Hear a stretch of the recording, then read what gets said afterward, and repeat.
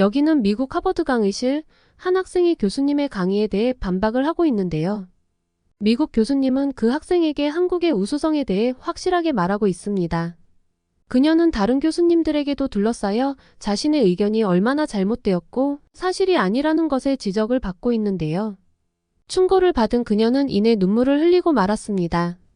하지만 이것은 잠깐이고 그 덕택에 그녀는 많은 것을 깨닫게 되는 계기가 되었는데요. 도대체 교수님과 학생 사이에서는 무슨 일이 있었던 걸까요? 지금 바로 사연 시작하겠습니다. 잠깐 1초 만에 누를 수 있는 좋아요와 구독은 저에게 큰 힘이 됩니다. 안녕하세요. 제 이름은 크리스틴이에요. 저는 미국 오하이오주의 쇠락한 공업 도시 출신입니다. 아버지는 5살 때 공장에서 사고로 돌아가셨고 어머니는 세계의 일을 하며 간신히 생계를 유지하셨어요. 집 근처 학교는 예산 부족으로 도서관마저 폐쇄되었고 대부분의 학생들은 고등학교 졸업도 힘들어했습니다. 하지만 저는 저의 성공으로 순수한 아메리칸 드림을 이루기 위해 열심히 노력했죠. 방과 후엔 2시간을 걸어 시립도서관에 가서 밤 10시까지 공부했어요. 집에 돌아와서도 새벽 2시까지 책을 읽었죠. 낡은 노트북으로 온라인 강의를 들으며 독학을 했어요. 여름방학엔 근처 공장에서 아르바이트를 하며 책값을 모았습니다. 저에겐 미국을 제외한 다른 나라에 관심을 둘 여유조차 없던 시기였죠. 노력의 끝에 정말 운이 좋게 미국 최고의 대학 하버드에 장학금을 받으며 입학하였고 경제학을 전공하였어요. 저는 더욱 미국 중심적 세계관을 가지며 항상 자랑스러운 마음을 가졌습니다. 저의 목표는 오직 하나, 미국을 더 위대한 나라로 만드는 데 일조하고 싶었죠. 하지만 이런 저의 편협한 시각은 곧 크게 흔들리게 되었습니다. 경제학과 박사과정 2년차 오늘은 제 인생에서 가장 중요한 날 중 하나였어요. 박사 논문 주제 발표 날이었거든요. 아침부터 긴장된 마음으로 거울 앞에 섰어요. 크리스틴, 넌 할 수 있어. 하버드에서 최고의 성적으로 입학했잖아. 저 자신을 다독이며 온 매무새를 고쳤죠. 열심히 준비한 21세기 경제 강국의 조건이라는 주제로 교수님들을 놀라게 해줄 거라고 확신했어요. 발표장에 들어서자 지도 교수님이신 로버트 핸더슨과 다른 교수님들의 날카로운 눈빛이 느껴졌어요. 심호흡을 크게 하고 발표를 시작했죠. 세계 중심지인 미국의 강점들과 경제 강국으로서의 역할들을 자세하게 발표했습니다. 20분간의 발표가 끝나고 질문 시간이 됐어요. 제 발표가 완벽했다고 생각했기에 칭찬의 말씀만 들을 줄 알았죠. 하지만 현실은 달랐어요. 핸더슨 교수님이 가장 먼저 입을 여셨어요. 크리스틴, 너의 분석은 탄탄하고 잘 갖추어졌어. 하지만 한 가지 큰 문제가 있어. 제 심장이 쿵쾅거리기 시작했어요. 무슨 문제일까요? 교수님은 계속 말씀하셨어요. 너의 시각은 너무 서구 중심적이야. 진정한 학자라면 세계를 넓게 볼 줄 알아야 해. 동아시아의 경제 모델은 어떻게 생각하니? 순간 머리가 하얘졌어요. 동아시아요? 정직하게 말하자면 동아시아 경제에 대해 깊이 생각해 본 적이 없었어요. 일본의 경제버블 붕괴와 중국의 급속한 성장 정도는 알고 있습니다. 제 대답은 흐지부지 끝났어요. 교수님의 표정이 더욱 진지해졌습니다. 그래, 그럼 한국은? 한국 경제에 대해서는 어떻게 생각하니? 한국이요? 순간 아무 말도 나오지 않았어요. 제가 아는 한국이라곤 김치 그리고 삼성 정도였으니까요. 솔직히 말씀드리면 한국 경제에 대해서는 잘 모르겠습니다. 제 목소리가 떨렸어요. 교수님은 크게 한숨을 쉬셨어요. 크리스틴, 넌 뛰어난 학생이야. 하지만 세계는 내가 생각하는 것보다 훨씬 넓고 다양하단다. 한국은 전쟁의 폐허에서 놀라운 경제 성장을 이룩한 나라야. 60년 만에 원조를 받는 나라였는데 이제는 오히려 원조를 주는 나라로 바뀐 유일한 국가지. 이런 사례를 모르고 어떻게 21세기 경제 강국의 조건을 논할 수 있겠니? 그 순간 제 자존심은 산산조각 났어요. 하버드 최고의 학생이라 자부했던 제가 이렇게 무지했다니요. 부끄러움과 충격 그리고 눈물이 앞을 가렸죠. 한편으로는 호기심이 동시에 밀려왔어요. 교수님, 정말 죄송합니다. 제가 너무 편협했네요. 제 목소리에 진심 어린 반성이 묻어났어요. 핸더슨 교수님의 표정이 조금 누그러졌어요. 크리스틴, 넌 아직 젊고 가능성이 많아. 이번 일을 계기로 더 넓은 세상을 보길 바래. 특히 동아시아. 그 중에서도 한국의 경제 모델을 깊이 연구해보면 놀라운 발견이 있을 거야. 그 순간 제 안에서 뭔가가 바뀌는 걸 느꼈어요. 부끄러움은 여전했지만 동시에 새로운 세계를 연구하고 싶은 강한 욕구가 생겼죠. 네, 교수님 꼭 그렇게 하겠습니다. 제 시야를 넓히고 더 깊이 연구하겠습니다. 발표장을 나서면서 제 머릿속은 복잡했어요. 그동안 제가 얼마나 좁은 시야로 세상을 바라보고 있었는지 깨달았거든요. 하지만 동시에 이제부터 시작될 새로운 학문적 여정에 대한 기대감도 생겼어요. 일단 바로 도서관으로 향했습니다. 오히려 도서관으로 향하는 발걸음이 가벼웠어요. 한국 그리고 동아시아 경제에 대한 책을 찾아 읽기 시작했죠. 이제부터가 진짜 공부구나 그렇게 생각했어요. 그날 이후 제 머릿속은 복잡했어요. 솔직히 말하면 전 평소에 동양에 대해 큰 관심이 없었거든요. 특히 한국. 그저 휴전 중인 작은 동양 나라, 최근에 좀 성장했다는 정도로만 알고 있었죠. 부끄럽지만 그게 현실이었답니다. 그런데 핸더슨 교수님의 말씀이 계속 귓가에 맴돌았어요. 도서관에서 동아시아 경제 관련 책을 보며 놀라운 사실들을 발견했어요. 특히 한국의 경제 성장 과정은 정말 믿기 힘들 정도였어요. 한강의 기적이라 불리는 급속한 산업화 그리고 IMF 외환위기를 극복한 과정들은 책장을 넘길 때마다 신기함의 연속이었죠. 어떻게 이런 중요한 사실들을 모르고 있었지? 여러 자책감이 들더라고요. 그러던 어느 날 우연히 경제학과 게시판에서 눈에 띄는 포스터를 발견했어요. 서울대학교 경제학과와의 공동 세미나 프로그램 포스터였습니다. 순간 심장이 빠르게 뛰기 시작했죠. 하지만 동시에 불안감도 밀려왔어요. 여기에 지원해서 뽑히면 내가 정말 한국에 갈 수 있을까? 난 아무것도 모르는데. 솔직히 말해서 여전히 한국에 대한 편견이 남아있었거든요. 발전했다지만 어차피 미국만큼 좋진 않겠지. 라는 생각도 들었고요. 그래도 용기를 내어 지원서를 제출했어요. 한 달 정도니까 견딜 수 있을 거라 생각했고 스스로를 위로했어요. 그리고 2주 후 믿을 수 없는 소식을 들었어요. 제가 선발된 거예요. 기쁨과 동시에 두려움이 바로 밀려왔죠. 한국행 비행기에 오르기 전날 밤. 잠을 이루지 못했어요. 걱정이 너무 많았거든요. 내가 너무 무리하게 굴진 않을까? 음식은 어떡하지? 매운 걸 못 먹는데. 이런 여러 가지 걱정에 휘말렸었습니다. 마침내 비행기에 올랐을 때 현실감이 확 들더라고요. 제가 편견을 가졌던 나라로 가고 있는 게 믿기지 않았습니다. 갑자기 숨이 막히는 것도 같았어요. 비행기에서 한국에 대한 기본 정보를 급하게 찾아보기 시작했죠. 대한민국의 수도는 서울이고 인구는 약 5천만이라는 사실을 알았어요. 1인당 GDP, 주요 산업, 역사적 사건들까지. 많은 지식들을 최대한 짧은 시간에 머리 안에 넣어보려고 했어요. 한국의 교육열에 대해 읽으면서 조금 겁이 났어요. 하버드생인 내가 서울대 학생들과 어깨를 나란히 할 수 있을까? 라는 생각에 처음으로 제 실력에 대한 의구심이 들더라고요. 비행기가 인천공항에 도착한다는 안내방송이 나왔을 때 제 마음은 정말 복잡했어요. 두려움, 호기심, 부끄러움, 기대감이 뒤섞여 마음속은 혼란으로 가득했죠. 이 한 달이 제 인생을 어떻게 바꿔놓을지 그때는 전혀 몰랐답니다. 하지만 이상하게도 이 모든 불확실성이 저를 흥분시켰어요. 새로운 세상을 발견하게 될 것 같은 예감이 들었거든요. 인천공항에 발을 딛는 순간 제 눈을 의심할 수밖에 없었어요. 인천공항의 규모와 최첨단 시설에 완전히 압도당했죠. 미국 공항과는 비교도 안 되는 깨끗함과 효율성이 눈에 띄었어요. 특히 자동 출입국 시스템 덕분에 입국 수속이 믿을 수 없을 만큼 빨랐어요.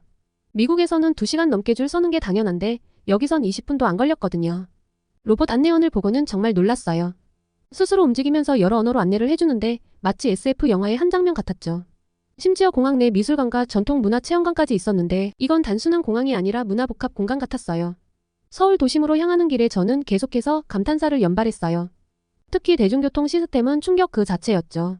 지하철과 버스 모두 깨끗하고 정확했어요. 역마다 설치된 스크린도어, 실시간으로 열차 도착 시간을 알려주는 전광판까지도요. 뉴욕의 지하철과는 비교도 안 되는 수준이었죠.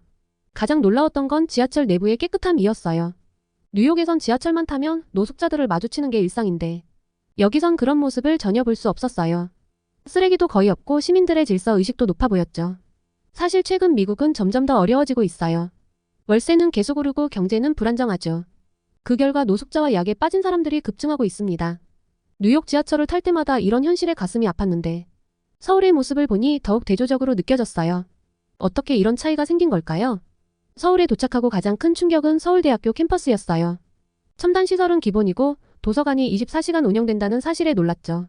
하버드도 시설이 좋다고 생각했는데 서울대의 몇몇 건물들은 그 이상이었어요. 특히 학생들의 학구열에는 정말 압도당했어요. 도서관은 학생들로 가득 차 있었고 캠퍼스 곳곳에서 토론하는 모습을 볼 수 있었죠. 이래서 한국이 교육 강국이구나 라는 생각이 철로 들더라고요. 하버드 학생인 제가 오히려 부족하다는 느낌마저 들었어요. 한국에 온 지 일주일 만에 제 세계관이 완전히 뒤집어졌어요. 그동안 가지고 있던 아시아의 작은 나라라는 편견이 완전히 무너졌죠. 오히려 미국이 몇몇 분야에서는 뒤처져 있다는 생각마저 들었어요. 이제 저는 한국을, 아니 전체 아시아를 새로운 시각으로 바라보게 되었어요. 서울대학교에서 한국의 경제 성장 역사에 대한 특강을 들으면서 저는 완전히 새로운 세계를 발견한 것 같았어요. 한국이 불과 60년 만에 세계 10위권의 경제대국으로 성장했다는 사실이 믿기지 않았죠. 교수님은 한국의 역사부터 천천히 설명해 주셨어요. 임진왜란, 병자호란 같은 외세의 침략을 겪으면서도 끈질기게 살아남은 한민족의 이야기를 들으며 저는 깊은 감동을 받았어요. 특히 놀라웠던 건 이런 국가적 위기 때마다 평범한 국민들이 앞장서서 나라를 지켰다는 거예요. 일제강점기 때의 독립운동, 한국전쟁 이후의 재건, 그리고 1980년대의 민주화 운동까지 너무 대단하다는 생각이 들었어요. 한국의 역사는 국민들의 끊임없는 투쟁과 노력의 연속이었더라고요. 미국의 역사와 비교하면 정말 달랐어요. 우리는 독립 이후 상대적으로 평화로운 시기를 보냈지만 한국은 계속해서 위기를 겪었어요. 그때마다 국민들이 하나로 뭉쳐 극복했다는 게 정말 인상적이었답니다. 교수님 말씀 중에 가장 인상 깊었던 이야기가 있어요. 한국인들은 평소엔 투덜대고 살기 힘들어서 나라를 떠나고 싶다고 거칠게 말하곤 해요. 하지만 정작 나라에 위기가 오면 누구보다 먼저 발벗고 나서서 극복하죠. 그 예로 IMF 외환위기 때 이야기를 해주셨는데 정말 놀라웠어요. 국민들이 자발적으로 금을 모아 국가에 기부했다고 하더라고요.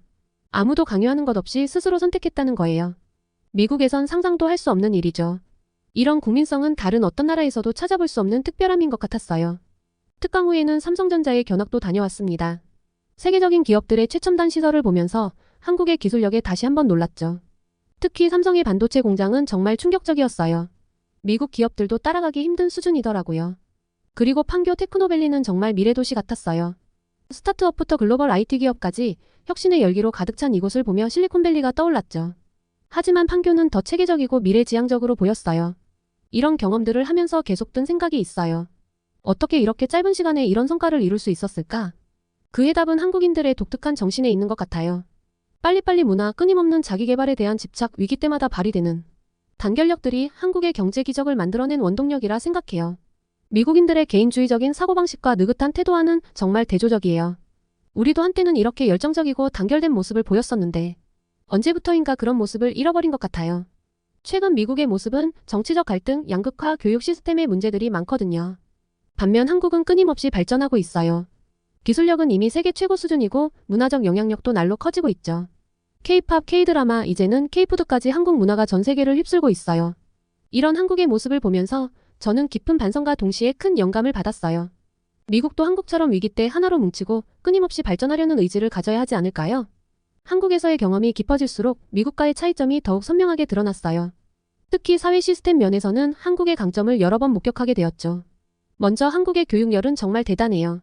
서울대 교수님의 특강을 들으며 한국의 교육 시스템에 대해 자세히 알게 되었는데 그 열정과 체계성에 놀랐어요.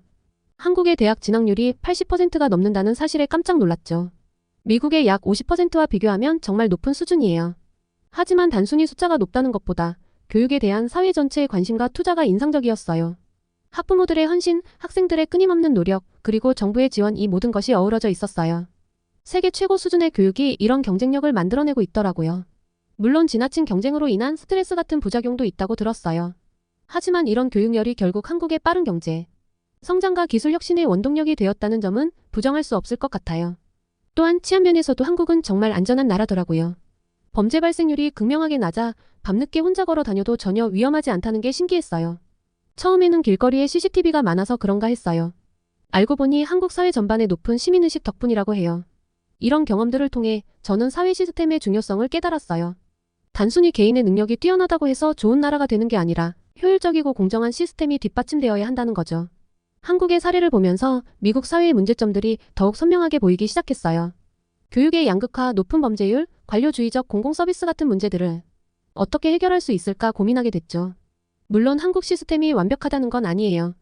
하지만 분명 배울 점이 너무 많다고 생각해요. 거리를 걸으며 느낀 건데 한국의 시민의식 또한 정말 높더라고요. 쓰레기를 함부로 버리는 사람을 단 한 번도 본 적이 없어요. 심지어 분리수거도 꼼꼼하게 하더라고요.